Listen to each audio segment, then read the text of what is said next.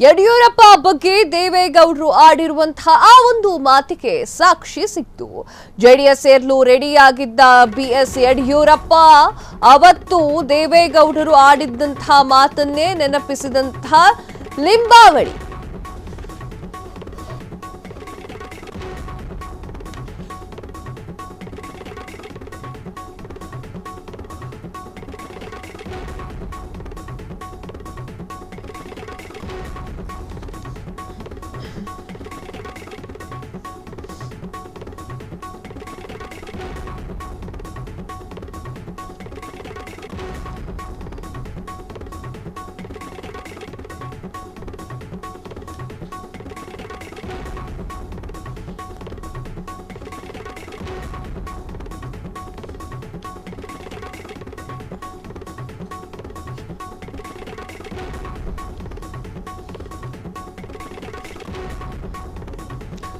ಯಡಿಯೂರಪ್ಪ ಬಗ್ಗೆ ದೇವೇಗೌಡರು ಆಡಿರುವಂತಹ ಮಾತಿಗೆ ಸಾಕ್ಷ್ಯ ಸಿಕ್ಕಿತ್ತು. ಜೆಡಿಎಸ್ ಸೇರ್ಲಿಕ್ಕೆ ರೆಡಿಯಾಗಿದ್ದಂತಹ ಬಿಎಸ್ ಯಡಿಯೂರಪ್ಪ ಅವತ್ತು ದೇವೇಗೌಡರು ಆಡಿದ್ದ ಮಾತನ್ನೇ ನೆನಪಿಸಿದಂತಹ ಲಿಂಬಾವಳಿ. ಜೆಡಿಎಸ್ಗೆ ಹೋಗಲು ಯಡಿಯೂರಪ್ಪ ಅವರು ರೆಡಿಯಾಗಿದ್ರು. ಯಡಿಯೂರಪ್ಪ ನಮ್ಮ ಪಕ್ಷ ಬಿಟ್ಟು ಹೋದವರು. ಕಾಂಗ್ರೆಸ್ ಪಕ್ಷದ ಮನೆ ಬಾಗಿಲು ಬಡಿದಿದ್ದ ಯಡಿಯೂರಪ್ಪ ಜೆಡಿಎಸ್ ಅವರ ಮನೆ ಬಾಗಿಲಿಗೂ ಕೂಡ ಹೋಗಿದ್ದಂತಹ ಯಡಿಯೂರಪ್ಪ ಜೆಡಿಎಸ್ ಕಾಂಗ್ರೆಸ್ಗೆ ಹೋಗದಂತೆ ತಡೆದವರು ಸಿದ್ದೇಶ್ವರ. ಬೆಂಗಳೂರಿನಲ್ಲಿ ಮೆರಿಡಿಯನ್ ಹೋಟೆಲ್ನಲ್ಲಿ ಏನಾಯ್ತು ಗೊತ್ತು? ದಾವಣಗೆರೆಯಲ್ಲಿ ಯಡಿಯೂರಪ್ಪ ವಿರುದ್ಧ ಅರವಿಂದ್ ಲಿಂಬಾವಳಿ ಅವರು ಕಿಡಿಕಾಗಿರುವಂತದ್ದು. ಎಸ್ ವೀಕ್ಷಕರೇ, ರಾಜಕೀಯದಲ್ಲಿ ಈ ಒಂದು ಮಾತು ಬಹಳ ರೋಚಕವನ್ನ ಸೃಷ್ಟಿ ಮಾಡಿದೆ. ಯಡಿಯೂರಪ್ಪ ಬಗ್ಗೆ ದೇವೇಗೌಡರು ಅಂದು ಮಾತನಾಡಿರುವಂತಹ ಮಾತಿಗೆ ಇಂದು ಸಾಕ್ಷಿ ಸಿಕ್ಕಂತೆ ಆಗಿದೆ. ಯಡಿಯೂರಪ್ಪ ರೆಡಿ ಇದ್ರು ಜೆಡಿಎಸ್ ಸೇರ್ಕೊಳ್ಳಿಕ್ಕೆ, ಯಡಿಯೂರಪ್ಪ ರೆಡಿ ಇದ್ರು ಬೇರೆ ಪಾರ್ಟಿಗೆ ಸೇರ್ಕೊಳ್ಳಿಕ್ಕೆ, ಆದರೆ ಅದಾಗಿಲ್ಲ. ಜೆಡಿಎಸ್ ಸೇರ್ಲಿಕ್ಕೆ ರೆಡಿಯಾಗಿದ್ದಂತಹ ಬಿಎಸ್ ಯಡಿಯೂರಪ್ಪ ಅಂತ ಹೇಳಿ ಲಿಂಬಾವಳಿ ಅವರು ಹೇಳಿರುವಂಥದ್ದು. ಅವತ್ತು ದೇವೇಗೌಡರು ಆಡಿದಂತಹ ಆ ಒಂದು ಮಾತನ್ನೇ ನೆನಪಿಸಿಕೊಂಡಿರುವಂತಹ ಲಿಂಬಾವಳಿ ಜೆಡಿಎಸ್ಗೆ ಹೋಗ್ಲಿಕ್ಕೆ ಯಡಿಯೂರಪ್ಪನವರು ರೆಡಿಯಾಗಿದ್ರು ಎನ್ನುವಂತಹ ಮಾತನ್ನ ಇವತ್ತು ಹೇಳಿದ್ದಾರೆ. ಯಡಿಯೂರಪ್ಪ ನಮ್ಮ ಪಕ್ಷವನ್ನ ಬಿಟ್ಟು ಹೋದವರು. ಕಾಂಗ್ರೆಸ್ ಪಕ್ಷದ ಮನೆ ಬಾಗಿಲನ್ನ ಬಡಿದಿದ್ರು ಕೂಡ ಯಡಿಯೂರಪ್ಪ ಅವರು. ಕಾಂಗ್ರೆಸ್ ಮನೆ ಬಾಗಿಲು ಬಡಿದಿದ್ರು, ಜೆಡಿಎಸ್ ಮನೆ ಬಾಗಿಲು ಬಡ್ದಿದ್ರು ಅಂತ ಹೇಳಿ ಲಿಂಬಾವಳಿ ಅವರು ಹೇಳಿರುವಂತಹ ಮಾತು. ಯಡಿಯೂರಪ್ಪ ಜೆಡಿಎಸ್ ಕಾಂಗ್ರೆಸ್ಗೆ ಹೋಗದಂತೆ ತಡೆದಿದ್ಯಾರು? ಸಿದ್ದೇಶ್ವರ ಅವರು. ಬೆಂಗಳೂರಿನ ಲೀ ಮೆರಿಡಿಯಲ್ ಹೋಟೆಲ್ನಲ್ಲಿ ಏನಾಯ್ತು ಅದು ಗೊತ್ತಿದೆ. ದಾವಣಗೆರೆಯಲ್ಲಿ ಯಡಿಯೂರಪ್ಪ ವಿರುದ್ಧವಾಗಿ ಅರವಿಂದ್ ಲಿಂಬಾವಳಿ ಅವರು ಕಿಡಿಕಾರಿದ್ದಾರೆ. ಇವತ್ತು ಸತ್ಯ ಹೊರಗೆ ಬಿದ್ದಿದೆ. ಎಲ್ಲರೂ ಕೂಡ ಆಶ್ಚರ್ಯವಾಗಿದ್ದಾರೆ. ಈ ಒಂದು ಹೇಳಿಕೆ ಎಷ್ಟು ಸಂಚಲನವನ್ನ ಸೃಷ್ಟಿ ಮಾಡುತ್ತೆ ನೋಡಿ ವೀಕ್ಷಕರೇ. ಮುಂದೆ ಏನ್ ಹೇಳಿದ್ರು ಅವರು ನೋಡ್ಕೊಂಡು ಬರೋಣ ಬನ್ನಿ. ಚೆನ್ನಾಗಿ ಗೊತ್ತಿದೆ, ಯಡಿಯೂರಪ್ಪನವ್ರು ನಮ್ಮ ಪಕ್ಷ ಬಿಟ್ಟು ಹೊರಟಂತವ್ರು. ಹೋಗಿದ್ರು, ಮತ್ತೆ ಯಾಕೆ ಬಂದ್ರು ಗೊತ್ತಿಲ್ಲಪ್ಪ. ಯಾಕೆ ಬಂದ್ರಂತ ಸಿದ್ದೇಶ್ ಅವರೇ ಹೇಳ್ಬೇಕು.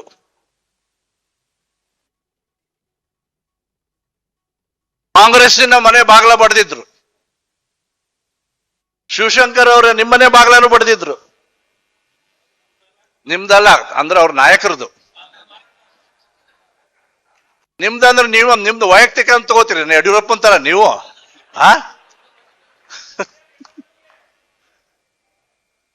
ನಿಮ್ಮ ನಾಯಕರ ಮನೆ ಬಾಗಲ ಬಡ್ದಿದ್ರು. ಅದನ್ನು ಯಾರಾದ್ರೂ ತಡೆದಿದ್ದಾರೆ ಅಂತ ಹೇಳಿದ್ರೆ, ಮತ್ತು ತಡೆಯೋದಷ್ಟೇ ಅಲ್ಲ, ನಿಮ್ಮನ್ನು ಈ ರಾಜ್ಯದ ಮುಖ್ಯಮಂತ್ರಿ ಮಾಡೋ ಜವಾಬ್ದಾರಿ ನಾನು ತಗೊಳ್ತೇನೆ, ಅದೆಷ್ಟೇ ಖರ್ಚು ಬರಲಿ ನಾನು ಮಾಡ್ತೀನಿ ಅಂತ ಪಣ ತೊಟ್ಟಿರ್ತಕ್ಕಂಥವ್ರು ಸಿದ್ದೇಶ್ ಅವರು. ಅವತ್ತು ಲೀ ಮೆರಿಡಿಯನ್ ಹೋಟೆಲ್ ನಲ್ಲಿ ಏನ್ ನಡೀತು ಅಂತ ನನಗೂ ಚೆನ್ನಾಗಿ ಗೊತ್ತಿದೆ. ಯಡಿಯೂರಪ್ಪನವ್ರು ಮುಖ್ಯಮಂತ್ರಿ ಆಗ್ಬೇಕನ್ನೋದು ಕಾರಣ ಅಂತ ಹೇಳಿದ್ರೆ ಅನೇಕರಿದ್ದಾರೆ. ಅದರಲ್ಲಿ ಮುಂದಾಳತ್ವ ತೆಗೆದುಕೊಂಡಿರ್ತಕ್ಕಂಥವ್ರು ಸಿದ್ದೇಶ್ ಅವರು. ಅದ್ಯಾರೋ ಪತ್ರಿಕಾಗೋಷ್ಠಿ ಮಾಡಿ ಹೇಳಿದಾರಂತೆ ಕಾಂಗ್ರೆಸ್ಸಿನ ಶಾಸಕರು, ಹೆಂಗೆ ನೀವು ಬಿಜೆಪಿ ಅವರು ಕೆಲಸ ಮಾಡಿದ್ರಿ ಅಂತ ಹೇಳಿ. ಕಾಂಗ್ರೆಸ್ನವರು ಚೀಮಾರಿ ಹಾಕುವಂತ ಪರಿಸ್ಥಿತಿ ಬಿಜೆಪಿಗೆ ಬರಬಾರದು. ಕೆಲವು ನಾಯಕರಿಗೆ ಆಂತರಿಕವಾಗಿ ಚಿಂತನೆ ಮಾಡಿ ಅದನ್ನು ಸರಿಪಡಿಸುವಂತ ಕೆಲಸವನ್ನು ಮಾಡ್ಕೊಳ್ಳಿ. ಯಾರನ್ನೇ ಕಾಲು ಎಳೆಯುವಂತ ಅಥವಾ ಪಕ್ಷವನ್ನ ಬಲಪಡಿಸುವಂತ ಕೆಲಸದಲ್ಲಿ ಇರುವಂತವ್ರನ್ನ ಜೊತೆಗಿದ್ಕೊಂಡೇ ಅನೇಕ ವರ್ಷ ನೀವು ಸಹಾಯವನ್ನು ಪಡೆದು ಆ ರೀತಿ ಪಕ್ಷಕ್ಕೂ ಮತ್ತು ಅವ್ರ ಕುಟುಂಬಕ್ಕೂ ತೊಂದರೆ ಮಾಡುವಂತ ಕೆಲಸವನ್ನು ಮಾಡಬೇಡಿ ಅಂತ ಈ ಸಂದರ್ಭದಲ್ಲಿ ವಿನಂತಿ ಮಾಡ್ಕೊಳ್ತೀನಿ. ನನಗೆ ಚೆನ್ನಾಗಿ ಗೊತ್ತಿದೆ ಕರ್ನಾಟಕ ಬಿಜೆಪಿಯಲ್ಲಿ ಮತ್ತಷ್ಟು ಭುಗಿಲೆದ್ದಂತಹ ಬಂಡಾಯ. ಕೇಂದ್ರ ಸಚಿವ ಪ್ರಹ್ಲಾದ್ ಜೋಶಿ ಸಂಧಾನಕ್ಕೆ ಬಿಡಿಗಾಸು ಬೆಲೆ ಇಲ್ಲ.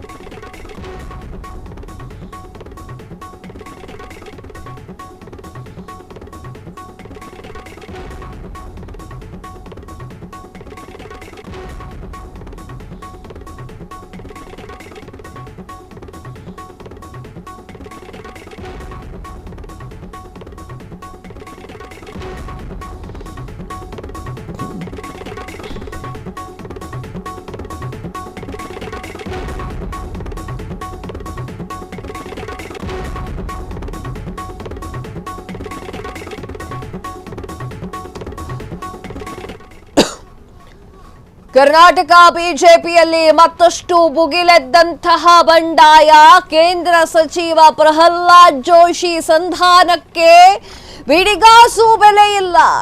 ಇವತ್ತು ಒಂದೇ ಕಡೆ ಸೇರಿದಂತಹ ಯಡಿಯೂರಪ್ಪ ವಿರೋಧಿ ಬಣ. ಯಡಿಯೂರಪ್ಪ ವಿರೋಧಿ ಬಣದಲ್ಲಿ ಒಂದು ಕಾಲದ ಯಡಿಯೂರಪ್ಪರ ಆಪ್ತರೇ ಬಾಕಿಯಾಗಿದ್ದಾರೆ. ಮಾಜಿ ಸಂಸದ ಸಿದ್ದೇಶ್ವರ, ಮಾಜಿ ಸಂಸದ ಪ್ರತಾಪ್ ಸಿಂಹ, ಮಾಜಿ ಶಾಸಕ ಕುಮಾರ್ ಬಂಗಾರಪ್ಪ, ಮಾಜಿ ಶಾಸಕ ಅರವಿಂದ್ ಲಿಂಬಾವಳಿ, ಹರಿಹರ ಶಾಸಕ ಬಿಪಿ ಹರೀಶ್ ಒಳಗೊಂಡು ಯಡಿಯೂರಪ್ಪ ವಿರೋಧಿ ಬಣ ಒಂದಾಗಿದೆ. ದಾವಣಗೆರೆಯಲ್ಲಿ ನಡೆದಂತಹ ಜಿಎಂ ಸಿದ್ದೇಶ್ವರ ಹುಟ್ಟುಹಬ್ಬದ ಕಾರ್ಯಕ್ರಮದಲ್ಲಿ ಈ ಒಂದು ಮಹಾಸಂಗಮ ನಡೆದಿದೆ. ಯಡಿಯೂರಪ್ಪ ವಿಜಯೇಂದ್ರ ವಿರುದ್ಧ ನೇರ ಟೀಕೆ ಮಾಡಿರುವಂತಹ ವಿರೋಧಿ ಬಣ ಯಾವುದಾಗಿದೆ?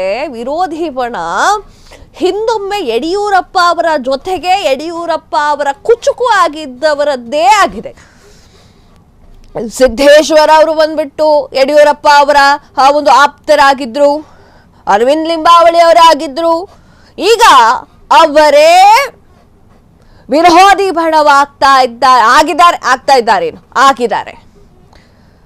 ಯಡಿಯೂರಪ್ಪ ಬಿಜೆಪಿಯಲ್ಲಿ ಕರ್ನಾಟಕ ಬಿಜೆಪಿಯಲ್ಲಿ ಮತ್ತಷ್ಟು ಭುಗಿಲೆದ್ದಂತಹ ಬಂಡಾಯ. ಕೇಂದ್ರ ಸಚಿವರಾಗಿರುವಂತಹ ಪ್ರಹ್ಲಾದ್ ಜೋಶಿ ಅವರು ಬಂದು ಸಮಾಧಾನ ಮಾಡಿದ್ರು, ಸಮಾಧಾನ ಆಗಿಲ್ಲ. ಬಿಡಿಕಾಸ್ಗೂ ಕೂಡ ಗೌರವ ಕೊಟ್ಟಂತೆ ಕಾಣಿಸ್ತಾ ಇಲ್ಲ. ಇವತ್ತು ಒಂದೇ ಕಡೆಗೆ ಸಿದ್ದೇಶ್ವರ ಅವರ ಬರ್ತ್ಡೇ ಅಂತ ಹೇಳಿ ಒಂದು ಕಾರಣವನ್ನ ಇಟ್ಟುಕೊಂಡು ಅಷ್ಟೋ ಜನ ಏನು ಬಂಡಾಯ ಶಾಸಕರು ಇರ್ತಾರಲ್ಲ ಅವರೆಲ್ಲರೂ ವಿರೋಧಿ ಬಣ ಎಲ್ಲರೂ ಕೂಡ ಒಟ್ಟಿಗೆ ಸೇರಿದ್ದಾರೆ. ಮಾಜಿ ಸಂಸದ ಸಿದ್ದೇಶ್ವರ ಬಣದಲ್ಲಿ ಒಂದು ಕಾಲದಲ್ಲಿ ಯಡಿಯೂರಪ್ಪ ಅವರ ಆಪ್ತರಾಗಿರುವಂಥವ್ರು ಎಲ್ಲರೂ ಕೂಡ ಮಾಜಿ ಶಾಸಕ ಕುಮಾರ ಬಂಗಾರಪ್ಪ, ಮಾಜಿ ಶಾಸಕ ಅರವಿಂದ್ ಲಿಂಬಾವಳಿ, ಹರಿಹರ ಶಾಸಕ ವಿಪಿ ಹರೀಶ್, ಹಾಗೆ ಮಾಜಿ ಸಂಸದ ಪ್ರತಾಪ್ ಸಿಂಹ, ಮಾಜಿ ಸಂಸದ ಸಿದ್ದೇಶ್ವರ ಎಲ್ಲರೂ ಕೂಡ ಕೂಡ್ಕೊಂಡಿದ್ದಾರೆ. ಏನ್ ಹೇಳಿದ್ರು ನೋಡ್ಕೊಂಬರೋಣ. ಒಬ್ರು ಹೇಳ್ತಾರೆ ಯಜಮಾನ್ರು ಅವ್ರ ಭೀಷ್ಮಂತಿಗೆ ಸದ್ಯಕ್ಕೆ ಇಲ್ಲಿವರೆಗೆ ಪಕ್ಷಕ್ಕೆ ಗ್ರಹಣ ಹಿಡಿದಿತ್ತು, ಈ ಗ್ರಹಣ ಬಿಡ್ತು ಅಂತ ಹೇಳಿದ್ದಾರೆ. ಅಂದ್ರೆ ಅವ್ರು ಹುಟ್ಟದಬ್ಬದಾಗ ಹೇಳಿದ್ದಾರೆ ಗ್ರಹಣ ಹಿಡಿದಿತ್ತಂತೆ ಪಕ್ಷಕ್ಕೆ, ಈಗ ನಾನು ಬಿಟ್ಟ ಮೇಲೆ ಗ್ರಹಣ ಬಿಡ್ತು ಅಂತ. 4 ಸಾರಿ ಮಹಾನಗರ ಪಾಲಿಕೆನ ಅಧಿಕಾರಕ್ಕೆ ತರಲಿಕ್ಕೆ ಶ್ರಮ ಪಟ್ಟಿರೋದು ನನಗೊತ್ತು.